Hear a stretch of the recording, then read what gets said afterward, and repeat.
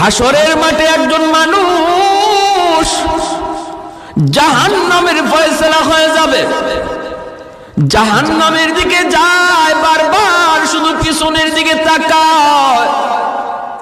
আল্লাহ পাক রব্বুল আলামিন তারে ডাক দিয়ে আনবেন, বান্দা ফয়সালা হয়ে গেল তোমার জাহান্নাম, কিন্তু বারবার শুধু পিছনের দিকে আমি আল্লাহর দিকে তাকায় তুমি কি ভাবতেছ? যাইবা তো তুমি যাইবা, কিন্তু এক কদম তুমি দাও আর পিছনে শুধু আমি আল্লাহর দিকে তাকাও। ঘটনা কি, কি জন্য তুমি তাকাইতেছ? হাসরের মাঠে লোকটা তখন কইব, মালিক দুনিয়াতে উলামায়ে কেরামের জবানে শুনেছিলাম তুমি, তোমার নাম হলো রহমান, তোমার নাম হলো রহিম। আলেম উলামার জবানে শুনেছি আল্লাহ হাসরের মাঠে তোমার কুদরতে কলিজায় 99 ভাগ দয়া মায়া থাকবে।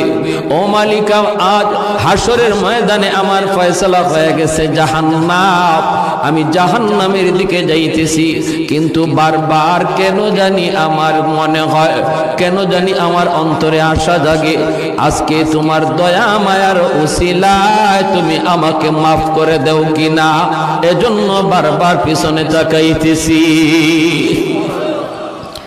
আল্লাহ পাক ফেরেশতাদেরকে বলবেন, ফেরেশতারা আমার বান্দার কথা আমি আল্লাহর কাছে বড় ভালো লাগলো,